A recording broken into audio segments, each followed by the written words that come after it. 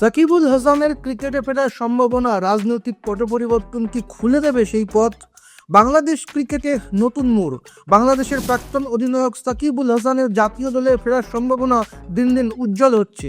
বাংলাদেশের cricket board তাকে দ্রুত দেশে ফিরিয়ে আনতে আগ্রহী।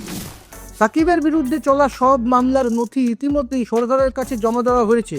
2024 সালে কানপুরে ভারতের বিরুদ্ধে টেস্ট ম্যাচের পর থেকে সাকিব আর দেশের হয়ে খেলেননি।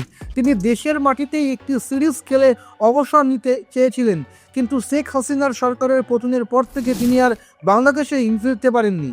সাকিব আওয়ামী লীগের সাংসদও ছিলেন এবং তার বিরুদ্ধে খুনের মামলা সহ একাধিক মামলা চলছে, যার কারণে দেশে ফিরলে তাকে গ্রেফতার হওয়ার আশঙ্কা রয়েছে। তবে টি-20 বিশ্বকাপ থেকে বাংলাদেশের বাদ পড়ার পরিস্থিতি পাল্টেছে। 8 ঘন্টার এক বৈঠকে সাকিবকে ফিরিয়ে আনার দাবি ওঠে।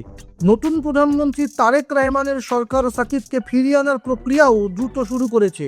যুব ক্রীড়ামন্ত্রী আমিনুল হক জানিয়েছেন, সাকিব ও আরেক প্রাক্তন অধিনায়ক মাশরাফি মোর্তজার বিরুদ্ধে চলা সমস্ত মামলার নিষ্পত্তির চেষ্টা চলছে।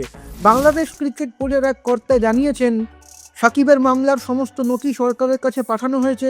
বাংলাদেশের একদিনের দলের অধিনায়ক মেহেদী হাসান মিরাজও সাকিবের ফেরার বিষয়ে উচ্ছ্বাস প্রকাশ করেছেন। সাকিব বাংলাদেশের ক্রিকেটের সবচেয়ে বড় তারকা এবং তার অনুপস্থিতি বাংলাদেশের ক্রিকেটের উৎসাহ অনেকটাই কমিয়ে দিয়েছে। আগামী বছর একদিনের বিশ্বকাপে সাকিবকে খেলানোর চেষ্টা করতে পারে বোর্ড। সাকিবের ফেরা কি বাংলাদেশের ক্রিকেটকে আবার প্রাণবন্ত করে তুলবে? আপনার কি মনে হয়? কমেন্ট করুন এবং খেল দুনিয়ার আরও খবর পেতে সাবস্ক্রাইব করুন গেম চক্র। আপনার নিজের জন্য বা নিজের ব্যবসার জন্য পার্সোনাল বা বিজনেস ওয়েবসাইট তৈরি করতে চান অথবা তৈরি করতে চান আধুনিক মোবাইল অ্যাপ, কোথায় যোগাযোগ করবেন, কিভাবে শুরু করবেন বুঝতে পারছেন না? যোগাযোগ করুন নিচে দেওয়া ফোন নাম্বারে।